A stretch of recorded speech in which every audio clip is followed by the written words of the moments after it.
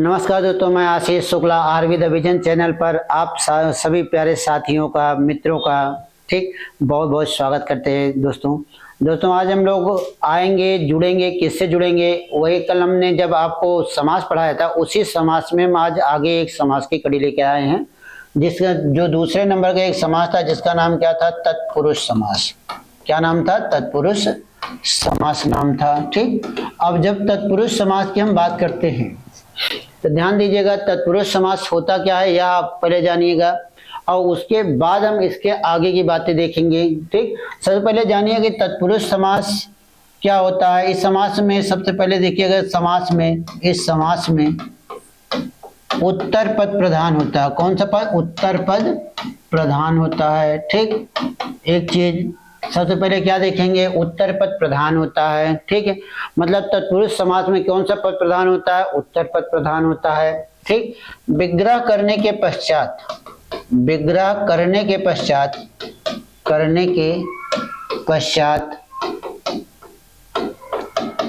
कर्ता और संबोधन कारक को छोड़कर, संबोधन कारक को छोड़कर शेष सभी विभक्ति चिन्ह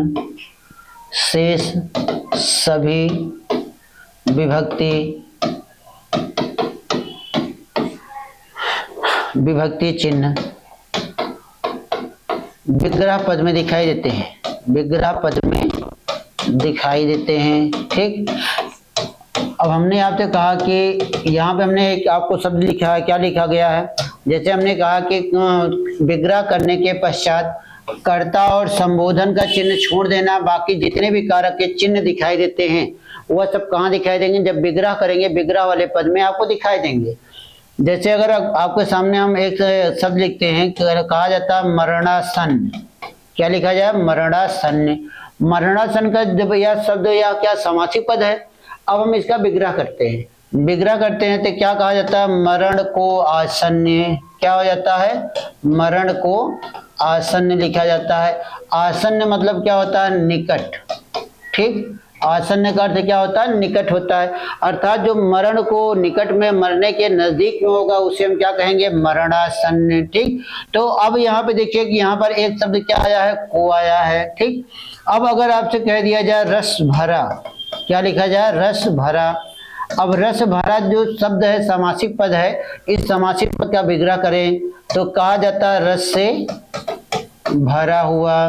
ठीक, क्या हुआ? रस से भरा हुआ। ठीक, और अगर आपसे कहा जाए रोग मुक्त, क्या लिखा जाए? रोग मुक्त लिखा जाए तो रोग मुक्त में क्या हो जाएगा? रोग से मुक्त हो जाएगा। क्या हो जाएगा? रोग से मुक्त हो जाएगा।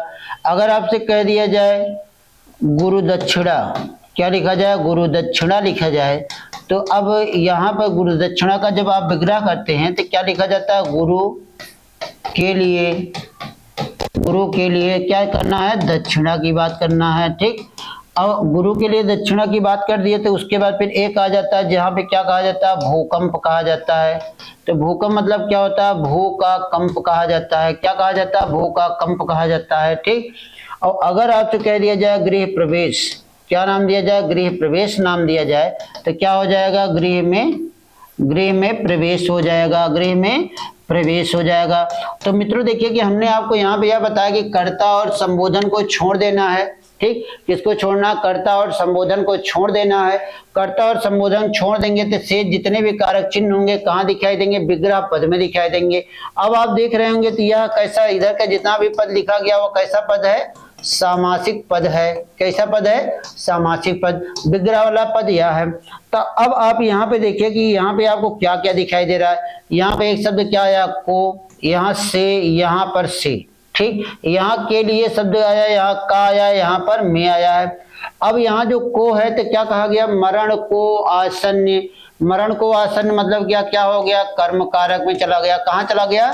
कर्म कारक में चला गया, और रस से भरा है तो मतलब रस द्वारा भरा है, तो कर्म क्या हो गया, यहाँ पर करण कारक की बात आ गई। किसकी बात आ गई, करण कारक की बात आ गई। अब कह दिया जाए रोग से मुक्त कर देना, अलग हो गया, यहाँ पर अलग कर दिया गया। तो जब अलग किया गया तो क्या हो गया, अपादान हो गया। क्या हो गया, अपादान हो गया। जब किसी के लिए कोई काम किया जाएगा तो वहां पे क्या हो जाता है, संप्रदान कारक हो जाता है। क्या हो जाता है, संप्रदान कारक हो जाता है। और यहाँ पर जोड़ा गया तो यह क्या कहलाएगा, संबंध कारक कहलाएगा। और यहाँ पर क्या गया, में प्रवेश कर दिया अर्थात अंदर चला गया है, अंदर चला गया तो क्या हो जाएगा, अधिकरण कारक हो गया। ठीक, क्या हो गया, अधिकरण कारक हो गया। तो आप देख रहे हैं 1 2 3 4 5 और यह 6। अब अगर आपसे मान लीजिए, या तो हमने आपको बता ही दिया कि यह क्या हो जाते हैं, यहाँ पर क्या हो, विग्रह वाले पद में क्या दिखाई देंगे, कारक चिन्ह दिखाई देंगे। तो कारक चिन्ह दिखाई दिया, तो जब कारक चिन्ह दिखाई दिया तो यह क्या बन गया, यही क्या बन गया, तत्पुरुष समास बन गया। क्या बन गया, तत्पुरुष समास बन गया। लेकिन अब यहीं से एक बात यह उत्पन्न होती है, अगर आपसे पूछा जाए कारक पर आधारित, ठीक, अगर आपसे कहा जाए कारक पर आधारित तत्पुरुष समास के कितने भेद होते हैं, तत्पुरुष समास के भेद की अगर हम बात करते हैं, ठीक, कारक पर आधारित तत्पुरुष समास के कितने भेद होते हैं। अगर मान लो कभी आपसे प्रश्नगत बात यह रखी जाए कि कारक पर आधारित तत्पुरुष समास के कितने भेद होते हैं, यह पूछा जाए, तो कारक पर आधारित तत्पुरुष समास के कितने भेद होते हैं, 6 भेद होते हैं। आप देख सकते हैं, कर्म कारक, करण, अपादान, संप्रदान, संबंध और अधिकरण की बात आई। किसकी बात आई, अधिकरण की बात आ गई। तो आप देख रहे हैं कि यहाँ पे 6 है, तो कारक पर आधारित तत्पुरुष समास के कितने भेद होते हैं, 6 भेद हो जाते हैं। बात क्लियर हो गई। अगर आपसे कहीं पूछा जाए कारक पर आधारित तत्पुरुष समास के कितने भेद होते हैं, या मान लो कि आपसे यह पूछ लिया जाए कारक पर आधारित समास के कितने भेद होते हैं, तब भी आप क्या बताएंगे, कारक पर आधारित समास के कितने भेद होते हैं, 6 भेद होते हैं। ठीक, अब हम बात करते हैं इन 6 भेदों की बात करते हैं। ठीक है, अब हम इन 6 भेदों के साथ चलते हैं। इन 6 भेदों में सबसे पहले एक आता है जिसका नाम क्या होता है, कर्म कारक तत्पुरुष समास कहा जाता है। क्या कहा जाता है, कर्म कारक तत्पुरुष समास कहा जाता है। अब कर्म कारक तत्पुरुष समास किसे कहा जाता है, अगर आपसे पूछा जाए कर्म कारक तत्पुरुष समास किसे कहा जाता है, तो आप बताएंगे कर्म कारक तत्पुरुष समास किसे कहा जाता है। ठीक, अब देखिए, कहा जाता है सामासिक पद में। किस पद में, सामासिक पद में को विभक्ति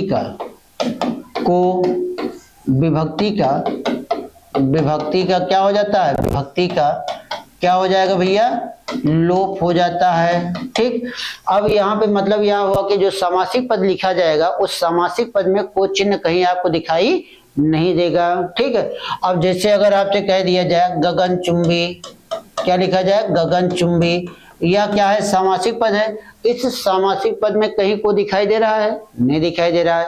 अब हम इसका जब विग्रह करते हैं तो क्या कहा जाता है, गगन को चूमने वाला। ठीक, अब चलिए बात मान लो कि हमारी बात गलत हो जाए, आपकी बात हम मानते हैं। अब यहाँ गगन को चूमने वाला यहाँ को आया है, अब यहाँ पे हम लिख देते हैं से, ठीक, यहाँ लिख देते हैं ने, यहाँ पे लिख देते हैं के द्वारा। ठीक, फिर यहाँ पे लिख देते हैं के लिए। कोई एक ऐसा शब्द बताइए जो यहाँ पे सेट हो रहा हो, कोई यहाँ पे सेट हो रहा नहीं। गगन से चूमने वाला नहीं होगा, गगन ने चूमने वाला नहीं होगा, गगन के द्वारा चूमने वाला, गगन के लिए चूमने वाला, कोई शब्द सेट नहीं हो रहा है। तो इसमें कौन सा शब्द सेट कौन सा हो रहा है, सही जगहों पे पहुंचने वाला कौन सा पद हो जाएगा, यहाँ पे क्या हो जाएगा, को, क्या हो जाएगा, को हो जाएगा। तो यहाँ पे क्या कहा गया, गगन को चूमने वाला, को क्या हो गया, कर्म कारक का चिन्ह होता है, तो यह क्या हो जाएगा, कर्म कारक तत्पुरुष समास हो जाएगा। ठीक, इसी तरीके जैसे अगर आपसे कह दिया जाए रथ चालक, क्या कहा जाए, रथ चालक। अब रथ चालक का विग्रह करिए आप, तो कहा जाता है रथ को चलाने वाला। ठीक, रथ को चलाने वाला हो जाता है। फिर आ गया को। अगर आपसे कह दिया जाए चिड़ी मार, क्या कहा जाए, चिड़ी मार। अब क्या हो गया, चिड़िया को मारने वाला। ठीक, चिड़ी मार मतलब क्या हो गया, चिड़िया को मारने वाला। आया कि नहीं आया, आप देख रहे हैं कि आपको यहाँ भी को आया, यहाँ भी को आया। अगर आपसे कह दिया जाए जेब कतरा, क्या कहा जाए, जेब कतरा कहा जाए। तो इसका विग्रह क्या हो जाएगा, जेब को काटने वाला। ठीक, क्या हो गया, जेब को काटने वाला। तो मित्र ध्यान रखिएगा कि जब हम विग्रह करते हैं को आता है, तो को जब आ जाएगा तो उसे हम क्या कहेंगे, कर्म कारक तत्पुरुष समास कह देंगे। ठीक, और सामासिक पद में क्या हो जाता है भैया कि को चिन्ह का क्या हो जाता है, लोप हो जाता है। यह सामासिक पद है, इसमें कहीं को दिखाई दे रहा है, नहीं दे रहा है। जिससे अगर आपसे कह दिया जाए ग्रामगत, क्या कहा जाए, ग्रामगत, इसमें को नहीं दिखाई दे रहा, लेकिन कहाँ है यह पद, कर्म कारक में है। ठीक, हमने अभी आपको बताया था मरणासन, क्या बताया गया था, मरणासन, यहाँ भी को नहीं है, लेकिन क्या है, कर्म कारक तत्पुरुष समास है। क्लियर है, कोई दिक्कत है। अब यहाँ तक यह क्या हो गया, कर्म कारक तत्पुरुष समास हो गया। लेकिन जब हम इसके आगे चलते हैं, इसके आगे चलते हैं, तो यहीं पर एक मिल जाता है क्या, जिसे क्या कहा जाता है, करण कारक तत्पुरुष समास कहा जाता है। क्या कहा जाता है, करण कारक तत्पुरुष समास कहा जाता है। ठीक, क्या कहा जाता है भैया, क्या कहा जाएगा, करण कारक तत्पुरुष समास कहा जाता है।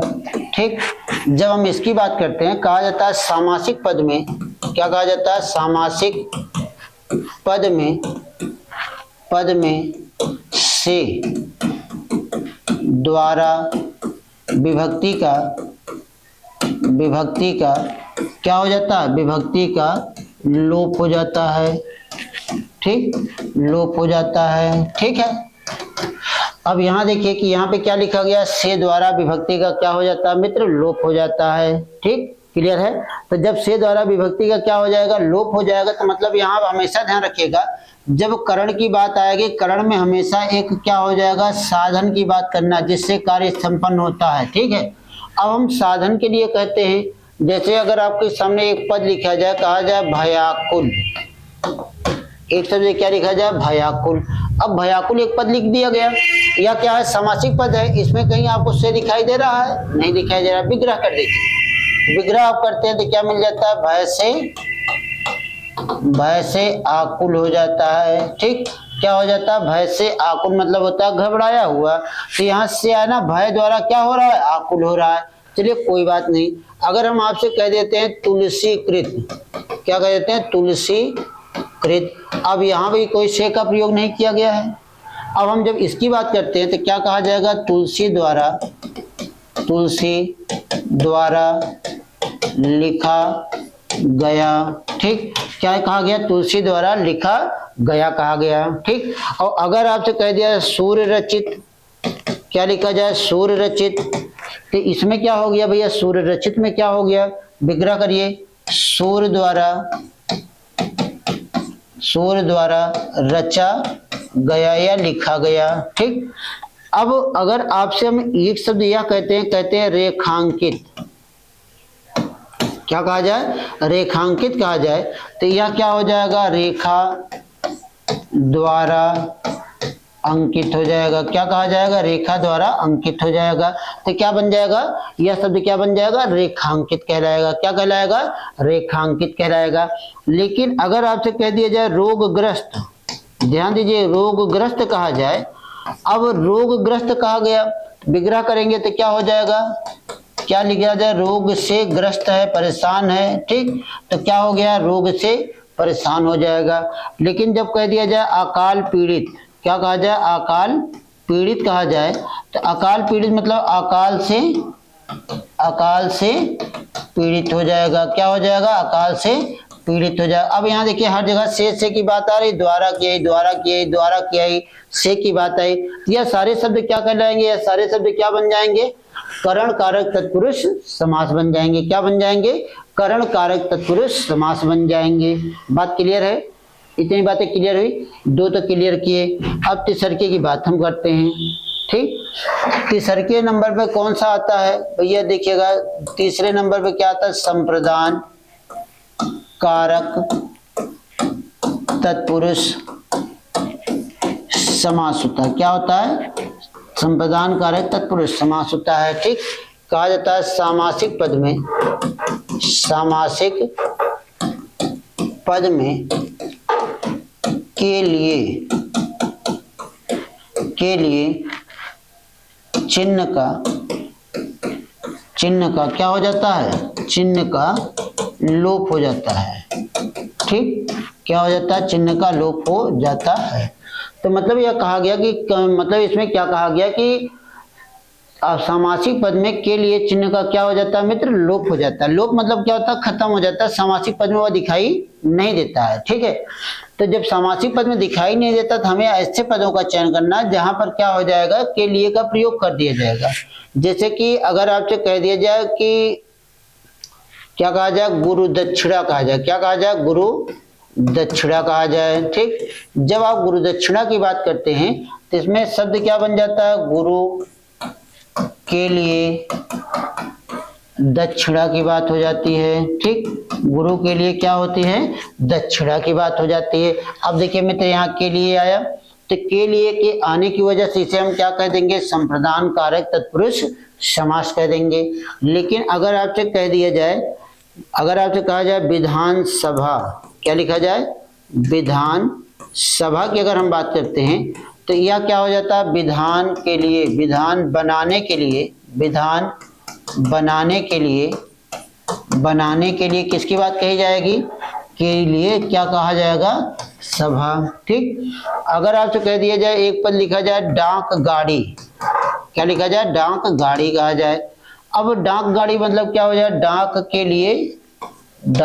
लिए क्या हो जाएगा, के लिए गाड़ी की बात हो जाएगी। ठीक, अब अगर आपसे कह दिया जाए कि रसोई घर, अब आप इससे तो जान सकते हो ना, रसोई के लिए घर हो जाएगा। अगर आपसे कह दिया जाए पाठशाला, ठीक, पाठ पढ़ाने के लिए जो शाला बनाई जाती है। अगर आपसे कहा जाए प्रयोगशाला, क्या कहा जाए, प्रयोगशाला, प्रयोगशाला क्या हो जाएगा, प्रयोग के लिए शाला होगा। ठीक, और अगर आपसे यह कह दिया जाए, अगर कहा जाए स्नान घर, क्या कहा जाए, स्नान घर, तो स्नान घर में कौन सा समास होता है, या तो कई बार पूछा गया, स्नान घर में कौन सा समास होगा, स्नान के लिए घर हो जाएगा। अगर आपसे कह दिया जाए गौशाला, गौशाला में कौन समास होगा, गाय के लिए शाला। लेकिन अगर आपसे कह दिया जाए हथकड़ी, क्या कहा जाए, हथकड़ी, हथकड़ी में कौन सा समास होता है, यह आप बताएंगे। हथकड़ी मतलब क्या हो गया, विग्रह करते हैं तो क्या कह दिया, हाथ के लिए, क्या लिखा जाएगा, हाथ के लिए कड़ी हो जाएगा। ठीक, अब देखिए यहाँ भी के लिए आ गया है। तो जब इस तरह के पद आपको जहां पर दिखाई देंगे वहां पे कौन सा समास बताना है, आपको संप्रदान कारक तत्पुरुष समास बताना है। अगर विकल्प में संप्रदान कारक तत्पुरुष समास है तब आप संप्रदान बताएंगे, अगर नहीं है तो केवल और केवल आप क्या बताएंगे, तत्पुरुष समास बताएंगे। क्यों ऐसा हमने बताया, क्योंकि जो तत्पुरुष समास होता है उन्हीं के तो भेद होते हैं, सब उन्हीं के सब भेद होते हैं। जब उन्हीं के सब भेद होते हैं तो इसका तो एक अलग अस्तित्व होगा ना। ठीक, अब आगे चलते हैं। अब यहाँ संप्रदान कारक की हम बात कर लिए। अब इसके बाद फिर हम एक जगह और आते हैं जहां पे क्या कहा जाता है, संप्रदान के बाद कौन सा कारक आता है भैया, संप्रदान के बाद एक आता है अपादान। क्या होता है, अपादान कारक होता है। ठीक, क्या होता है, अपादान कारक होता है। अब अपादान कारक में कौन सा समास होता है, बात यहाँ पे यह है कि अपादान कारक में कौन सा समास होता है। अपादान कारक तत्पुरुष समास होता है। क्या हो जाता है, अपादान कारक तत्पुरुष समास होता है। ठीक, तत्पुरुष समास होता है। अब अपादान कारक तत्पुरुष समास का मतलब क्या होता है, कहा जाता है सामासिक पद में से अलग, जो अलग का भाव दे रहा होगा, जो से अलगाव का भाव दे रहा होगा, विभक्ति का क्या हो जाता है, विभक्ति का क्या हो जाता है, लोप हो जाता है। ठीक, अब जैसे हमने कहा कि से अलग होने वाली विभक्ति का क्या हो जाता है, लोप हो जाता है। तो वहां जो से शब्द लिखा गया, से का मतलब कि यहाँ अलग होना होगा। ठीक, यहाँ मतलब एक दूसरे वस्तु से, एक वस्तु से दूसरी वस्तु अलग हो जाएगी। तो अब यहाँ जो से लिखा गया, जैसे अगर आपसे कह दिया जाए, अगर एक शब्द हम लिखते हैं, आपके सामने लिखते हैं गुणहीन, क्या लिखा गया, गुणहीन। अब आप जब विग्रह करते हैं तो यहाँ पे क्या बताया जाता है, गुण से हीन। गुण से हीन मतलब क्या होगा, गुण से वह हीन है, मतलब गुण उसके पास है ही नहीं। जब उसके पास गुण है ही नहीं तब उसी को हुई क्या कहा जाएगा, गुणहीन कहा जाएगा। ठीक, अगर आपसे कहा जाए पदच्युत, क्या कहा जाए, पदच्युत कहा जाए। च्युत मतलब क्या होता है, हटा देना, क्या कहा जाएगा, पद से च्युत। ठीक, अब च्युत का अर्थ क्या होता है, हटा देना होता है। ठीक, क्या होता है, हटा देना। तो मतलब कि जब पद से कोई अलग कर दिया जाएगा तो हटा दिया जाएगा तो पदच्युत कर दिया जाता है। ठीक, लेकिन अगर हम आपसे कह देते हैं जन्मांध, क्या कहा जाता है, जन्मांध्र कहा जाता है। तो जन्मांध का मतलब क्या होता है, जन्म से क्या होता है, अंधा होता है। क्या होता है, जन्म से अंधा हो गया, मतलब पहले से पैदा होते ही क्या हो, आंख से वह अलग रहा, विरक्त रहा। ठीक, अगर आपसे कह दिया जाए रोग मुक्त, अब यहाँ पे हमने क्या बताया था, रोगग्रस्त बताया था, अब यहाँ पे रोग मुक्त की बात की जाएगी। अब यह क्या हो जाएगा, रोग से मुक्त हो जाएगा। किससे मुक्त हो जाएगा, रोग से मुक्त हो जाएगा। ठीक, तो क्या हो जाएगा, रोग से वह क्या हो जाएगा भैया, मुक्त हो जाएगा। जब कोई व्यक्ति रोग से मुक्त हो जाएगा तो उसे हम क्या कहेंगे, रोग मुक्त कह देंगे। ठीक, अब उसके बाद अगर आपसे कह दिया जाता है, अगर आपसे कहा जाए रक्तहीन, क्या कहा जाए, रक्तहीन, या क्या हो जाएगा, रक्त से हीन हो जाएगा। क्या हो जाएगा, रक्त से हीन हो जाएगा। तो मित्र इस तरह से यह सारे शब्द क्या बन जाएंगे, अपादान कारक तत्पुरुष समास बन जाएंगे। तो दोस्तों आप लोग निश्चिंत रहिएगा कि जितना हमने आपको पढ़ाया है, जितनी हिंदी पढ़ाया है, सबका एक अलग अलग पार्ट में आपके सामने एक अभ्यास आएगा। लगातार जो अभ्यास आपके सामने आएगा वह लगातार क्लासेस के साथ आएगा और लाइव आएगा। ये चीज को, इस बात को आप ध्यान रखिएगा। जब भी हम प्रैक्टिस सेशन से जुड़ेंगे उस दिन हम लाइव जुड़ेंगे, यह चीज आप ध्यान रखिएगा। लाइव प्रैक्टिस होगा जहां पर आपके हम कमेंट लेते रहेंगे, आपकी बातों का भी उत्तर हम आपको देते रहेंगे। तो यहाँ तो थोड़ा सा विडंबना है कि हम आपकी बातों का उत्तर नहीं दे पाए, लेकिन जब आपके साथ हम लाइव आएंगे, लाइव आपके साथ प्रैक्टिस आएंगे। कैसे आएंगे, प्रैक्टिस सेट के साथ आएंगे और वहां पर आप लोग लाइव आइएगा। जो भी समस्या होगी उस समस्या का आपका निराकरण किया जाएगा।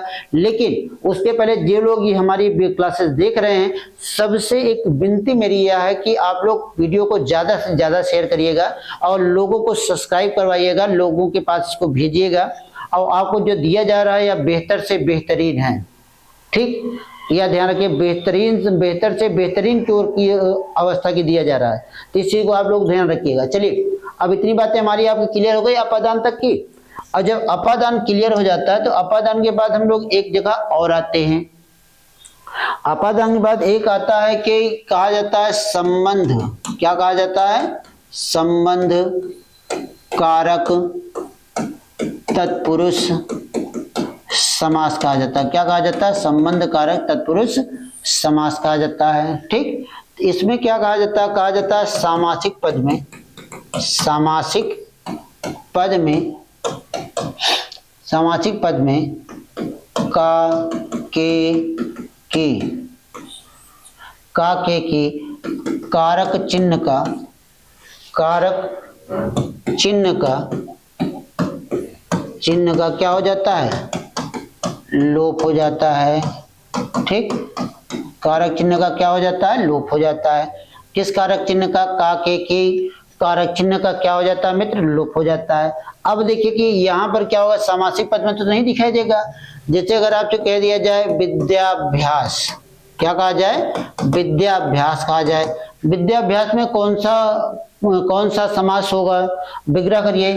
तो विग्रह में क्या हो जाएगा, विद्या का अभ्यास आ गया। क्या आ गया, विद्या का अभ्यास हो गया। ठीक, जैसे अगर आपसे कह दिया जाए सेनापति, सेनापति में क्या हो जाएगा, सेनापति में कौन सा समास होगा, कहा जाएगा सेना का क्या हो जाएगा, पति मतलब स्वामी, अधिपत्य रखने वाला। ठीक, और अगर आपसे कह दिया जाता है राष्ट्रपति,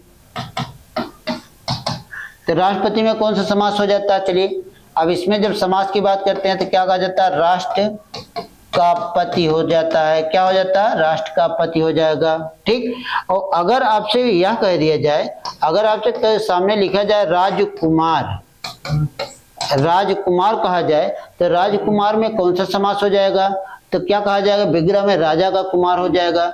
उसी तरीके जैसे अगर आपसे कह दिया जाए राजरानी, राजरानी में कौन सा समास हो जाएगा, राजा की रानी। अगर आपसे कह दिया जाता है राजमहल, क्या कहा जाता है? राजमहल।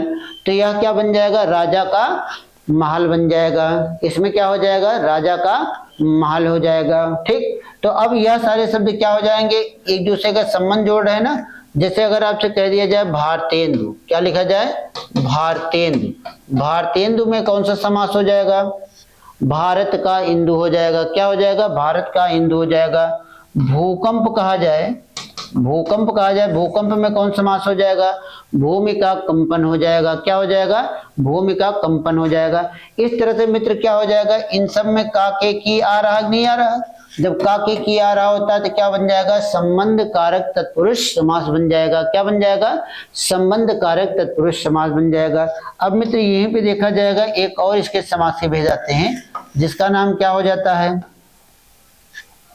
तत्पुरुष समास में एक और आता है जिसका नाम क्या होता है? अधिकरण, अधिकरण कारक तत्पुरुष समास होता है।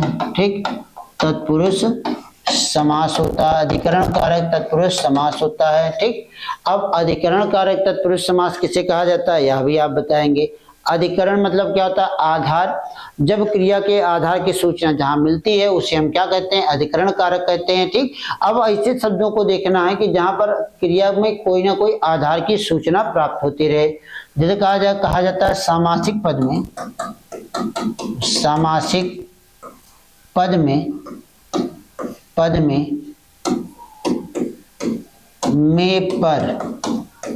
में पर विभक्ति का क्या हो जाता है? लोप हो जाता है। ठीक, सामासिक पद में मित्र क्या होता है? में पर विभक्ति का क्या हो जाता है? लोप हो जाता है। जब लोप होता है तो लोप मतलब क्या? दिखाई नहीं देता है। अब जब दिखाई नहीं देता, जैसे अगर हमने आपसे कह दिया कि हमने कहा कि जलमग्न, अगर हमने एक शब्द लिखा जलमग्न, जलमग्न में अगर पूछा जाए कि जलमग्न में कौन सा समास होता है तो विग्रह इसका आप क्या बनाएंगे? इसका विग्रह जब बनाएंगे तो इसमें विग्रह क्या होगा? जल में क्या हो गया? मग्न की बात करता है। ठीक, अब यहाँ पे जल में क्या है? मग्न है, उसी में क्या है? मग्न है। अब इसी तरीके कहीं भी आप मग्न कर दीजिए। अगर हमने कहा शोक मग्न, क्या लिखा गया? शोक मग्न लिखा गया, तो क्या कहा जाता है? शोक में मग्न हो गया। क्या हो गया? शोक में मग्न हो गया। जैसे अगर कह दिया जाए आप बीती, क्या कहा जाए? आप बीती कहा जाए। ठीक, आप बीती मतलब क्या हो जाएगा? विग्रह करेंगे तो क्या लिखा जाएगा? आप पर बीती लिख दिया जाएगा। क्या लिखा जाएगा? आप पर बीती हो जाएगा। ठीक, अगर आपसे कह दिया जाए पुरुषोत्तम, क्या लिखा जाए? पुरुषोत्तम की बात कहा जाए तो पुरुषोत्तम मतलब क्या हो जाता है? पुरुषों में उत्तम, पुरुषों में क्या हो जाएगा? उत्तम हो जाएगा। ठीक, अगर पद लिखा जाए सिंहासनारूढ़, सिंहासनारूढ़ कहा जाए तो इसका क्या हो जाएगा? सिंहासन पर आरूढ़, आरूढ़ मतलब क्या होता है? चढ़ा हुआ या बैठा हुआ। ठीक, आरूढ़ का अर्थ क्या होता है? बैठा हुआ होता है। ठीक, इस तरह से क्या हो जाता है? यह सब क्या हो जाते हैं? अधिकरण कारक तत्पुरुष समास में आ जाते हैं। तो दोस्तों इस तरह क्या हो जाता है कि इस तरह से हमारा क्या हो जाता है? तत्पुरुष समास का क्या हो जाता है? एक समापन होता है। ठीक है, अब जब तत्पुरुष समास हम पढ़ लेते हैं तो तत्पुरुष समास को ध्यान रखिएगा कि जब आपसे पूछा जाए कि कारक चिन्ह पर आधारित तत्पुरुष समास के कितने भेद होते हैं तो आपको क्या उत्तर देना है? 6। और 6 का हमने एक एक करके बता दिया कि 6 में कैसे कैसे आएंगे, क्या क्या आएंगे, एक एक करके बताया है। इसको 7 भी बताया जा सकता था। ठीक, चिन्ह ही से परिचित करवाना था। इसके पहले हमने जब कारक पढ़ाया था, कारक में सारे चिन्ह की बात कही थी और आज हमने वही सारे चिन्ह को यहाँ पे लाके आपके सामने रख दिया। तो यही सब क्या बन गया? कारक बन गए, यह समास बन गया। अब लेकिन अब इसके बाद फिर हम एक और समास में आते हैं। एक और समास में जब आते हैं तो हमारा एक समास आता है जिसका नाम क्या होता है? कर्मधारय समास होता है। ठीक, क्या नाम दिया जाता है उसे? कर्म धारय समास होता है। ठीक, कौन सा समास होता है? कर्मधारय समास। ठीक, तो भैया एक बात यह ध्यान रखिएगा, इसके पहले हमने आपको बताया था कि कर्मधारय समास और द्विगु समास क्या होते हैं? तत्पुरुष समास के भेद होते हैं। ठीक है, अब उसी तरीके से यह भी होगा जैसे कि तत्पुरुष समास होता है। ठीक, अब जब तत्पुरुष समास की हम बात करते हैं तो इसमें इसके बाद फिर हम कर्मधारय की बात करते हैं। इसमें भी कितने पद होते हैं? 2 पद होते हैं। एक क्या हो जाता है? पूर्व पद होता है, दूसरा क्या हो जाता है? उत्तर पद होता है। ठीक, जब पूर्व पद उत्तर पद की हम बात करते हैं तो इसमें पूर्व पद क्या हो जाता है? अप्रधान होता है। ठीक, और उत्तर पद क्या हो जाता है? प्रधान होता है। ठीक, यही चीज हमने आपको वहां पर भी बताया था, तत्पुरुष समास में भी बताया था। अब तत्पुरुष और इसके बीच में अंतर करने के लिए क्या करना होता है कि जो यह अप्रधान वाला शब्द होता है यह क्या बनता है? विशेषण होता है। ठीक, और यह जो प्रधान वाला पद होता है वह क्या कहलाता है? विशेष्य कहलाता है। ठीक, क्या कहलाता है? विशेष्य कहलाएगा। अगर मान लीजिए कि विशेषण और विशेष्य वाले पद या जोड़ा या समूह नहीं दिखाई दे रहा है तो यह पद किससे जुड़ जाएगा? यही पद क्या बन जाएगा? एक पद क्या बन जाएगा? उपमेय बन जाएगा, और दूसरा पद क्या हो जाएगा? उपमान बन जाएगा। दूसरा पद क्या बनेगा? उपमान बन जाएगा। जब हम इन दोनों पदों को हम मिलाएंगे तब वहां पर क्या, कौन सा समास बन जाएगा? कर्म धारय समास बन जाएगा। क्या बन जाएगा? कर्मधारय समास बन जाएगा। ठीक, लेकिन दोस्तों इसके साथ एक चीज और ध्यान रखिएगा, जो यहाँ पे यह दोनों पद होते हैं या जो दोनों पद अलग अलग आए हैं, इन दोनों पदों के बीच में क्या पाया जाता है? संबंध पाया जाता है। जब दोनों पदों का संबंध पाया जाएगा तब वहां पर कौन सा समास हो जाएगा? तत्पुरुष समास हो जाएगा। अब आपके यहाँ एग्जाम में कभी कभी पूछा जाता है किस समास में विशेषण और विशेष्य का संबंध पाया जाता है। ठीक, तो किस समास में विशेषण और विशेष्य का संबंध पाया जाता है? तो आप ध्यान रखिएगा कर्मधारय समास में होता है। किस समास में उपमेय और उपमान का संबंध पाया जाता है? वह भी कहाँ जाएगा? कर्मधारय समास में पाया जाएगा। और कर्मधारय समास में उत्तर पद क्या होता है भैया? प्रधान होता है। ठीक, अब बात करते हैं कि जैसे विशेषण और विशेष्य की हम बात करते हैं। जैसे अगर आपको सामने एक शब्द लिखा जाए नील कमल, क्या लिखा जाए? नील कमल। अब देखिए विशेषण क्या होता है? जितने रंग होंगे वह सब विशेषण में आ जाते हैं। यहाँ पर क्या आया? नील आया, दूसरा क्या है? कमल।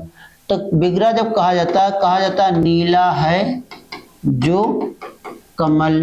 तो यहाँ देखिए नीला है जो कमल, तो यह नीला रंग है, किसकी विशेषता बता रहा है? कमल की बता रहा है। तो यहाँ विशेषण और विशेष का संबंध आया।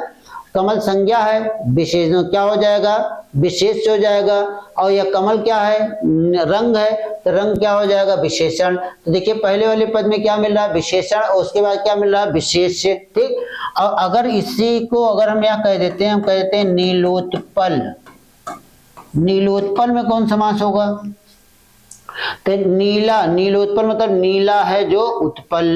ठीक, क्या कहा जाएगा? नीला है जो उत्पल। और अगर आपसे कह दिया जाता है काली मिर्च, काली मिर्च में कौन सा समास हो जाएगा? फिर देखिए काली विशेषण, मिर्च विशेष हो गया, काली है जो मिर्च, विशेषण विशेष का संबंध पाया जा रहा है ना। अब जो यहाँ पर विशेषण विशेष का संबंध पाया जा रहा है उसी तरीके देखिए अगर और हम आपको बताते हैं, जैसे कह दिया जाए कृष्ण सर्प। कृष्ण सर्प मतलब किस, मतलब क्या होता है? काला, और सर्प मतलब क्या होता है? सर्प। ठीक, और अगर आपसे कह दिया जाए एक शब्द लिखा जाए प्रिय सखा, प्रिय सखा में कौन सा समास हो जाएगा? प्रिय है जो सखा। प्रिय मतलब क्या हो गया? विशेषण, सखा मतलब क्या हो गया? विशेष पद। विशेषण विशेष का पाया जा रहा है ना। और अगर आपसे एक शब्द और कहा जाए अधमरा, क्या कहा जाए? अधमरा। अधमरा में क्या हो जाएगा? अध मतलब क्या होता है? आधा, मरक मतलब क्या होता है? मरने वाला। विशेष, विशेषण और विशेष का संबंध पाया जा रहा है। क्लियर है इतना? जब हम विशेषण और विशेष का संबंध देख लेते हैं तो उसी के साथ साथ हम क्या देखते हैं? उपमेय और उपमान का संबंध भी देखते हैं। उसी के साथ क्या देखते हैं? उपमेय और उपमान का संबंध देखते हैं। जब हम उपमेय और उपमान का संबंध देखते हैं तो वहां पर क्या हो जाता है, यह ध्यान रखिए। पहले आप यह जान लीजिए उपमेय किसे कहा जाता है। जब हम बात करते हैं किसकी? उपमेय की। उपमेय मतलब क्या होता है? जिसकी तुलना, जिसकी तुलना की जाए उसे हम क्या कहेंगे? उपमेय कहेंगे। जिसकी तुलना की जाए उसे हम क्या कहेंगे? उपमेय कहेंगे। जब बात किसकी आएगी? उपमान की। उपमान मतलब क्या हो गया? जिससे तुलना की जाए, जिससे तुलना की जाए। ठीक, जिससे तुलना की जाए। अब देखिए जिसकी तुलना की जाए, दूसरा क्या कहा गया? जिससे तुलना किया जाए। ठीक, जिसकी तुलना की जाए, जिससे की जाए, यही क्या हो जाएंगे? उपमेय और उपमान हो जाएंगे। ठीक, अब जैसे अगर हमने कह दिया अगर आपसे हमने एक शब्द लिखा, आपके सामने लिखा मृग नयन। अब यहाँ मृग क्या है? उपमेय है। नयन क्या है? उपमान है। नहीं, गलत हो गया। नयन की तुलना किससे किया जा रहा है? मृग के नयन से किया जा रहा है।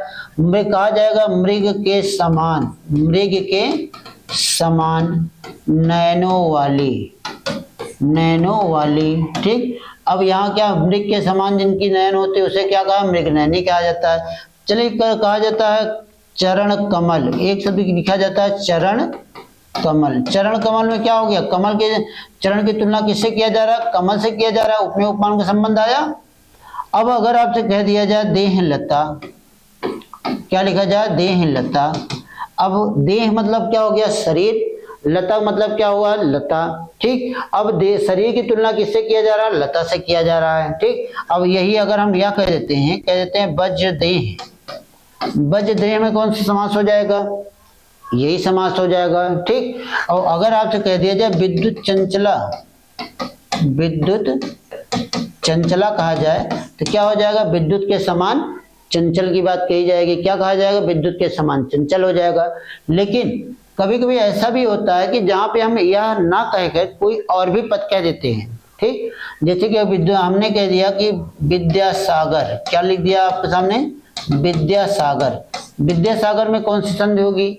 अब इसका भी क्या हो गया? विद्या की तुलना किससे किया जा रहा है? सागर से किया जा रहा है। अर्थात दोनों पदों के बीच में उपमेय और उपमान का संबंध पाया जा रहा है। जब उपमेय और उपमान का संबंध पाया जाता रहेगा तब उसे भी हम क्या कह देंगे? उसे क्या कहेंगे? हम कर्मधारय समास कह देंगे। क्या कह देंगे मित्र? कर्मधारय समास कह देंगे। बात क्लियर है? इतनी बातें क्लियर है ना? अब तीसरी बात ध्यान रखिएगा, इसी समास में एक तीसरी बात आपको याद रखना है। क्या याद रखना है? कहा जाता है जब, क्या कहा जाता है? जब समान रंगों की बात कही जाएगी। किसकी? समान रंगों की बात की जाए, समान रंगों की बात की जाए तो वहां पे कौन सा समास हो जाता है? तो वहां कर्मधारय समास होता है। समान रंग मतलब क्या हो गया? जैसे अगर आप हम कह देते हैं, जैसे कहा जाए नील या नीला नीला कह देते हैं। क्या कह देते हैं? नीला नीला कह देते हैं। ठीक, नीला नीला में कौन सा समास हो जाएगा भैया? यही कर्मधारय समास हो जाएगा। क्या हो जाएगा? यही कर्मधारय समास हो जाएगा। क्यों? क्योंकि यहाँ पे नीला नीला कहा गया है। नीला नीला शब्द में कौन सा समास हो जाएगा? कर्मधारय समास हो जाएगा। ठीक, पीला पीला में कौन समास होगा? अगर आपसे कह दिया जाए पीला पीला, पीला पीला में कौन सा समास होगा? कर्मधारय समास होगा। अगर कह दिया जाए लाल लाल, क्या कहा जाए? लाल लाल, क्या हो जाएगा? कर्मधारय समास हो जाएगा। लेकिन इन सब के अतिरिक्त एक चीज और ध्यान रखिएगा। ठीक है, इन सब के अतिरिक्त एक चीज और याद रखिएगा। जैसे इतना तो कर ही लिए हो ना आप लोग। अब जैसे कि अगर आपसे यह कह दिया जाए,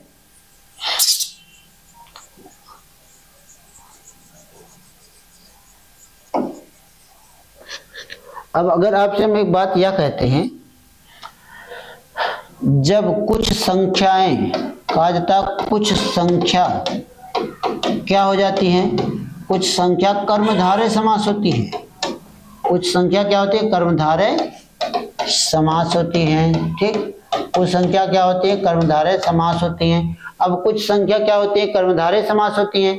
ऐसे कैसे हो जाएगा? जैसे अगर आपको कहा जाए 10, 20, 30, 40, 50, 60, 70, 80, 90, 100, यह जो संख्याएं हैं, या जो संख्या हमने लिखा, अगर कहीं मान लो कि इस तरह संख्या की बात कर दे, इस तरह की जब आपसे कभी संख्या की बात कर देगा तो जब ये इस तरह की संख्या की बात करेगा तब भी वहां पे कौन सा समास हो जाएगा? कर्मधारय समास हो जाएगा। क्या हो जाएगा मित्र? कर्मधारय समास हो जाएगा। ठीक, जब इस तरह की संख्या की बात कही जाएगी तब वहां पे क्या हो जाएगा? कर्मधारय समास हो जाएगा। ठीक, और दूसरी चीज ध्यान रखिएगा, विरोधी रंगों को छोड़कर, विरोधी रंगों को छोड़कर जब सहयोगी रंगों की बात होगी, किसकी? सहयोगी रंगों की बात होगी, तब वहां पे कौन सा समास हो जाएगा? जैसे अगर आपसे कह दिया जाए नीलपीत, नीलपीत कहा जाएगा। नीलपीत में कौन सा समास होगा?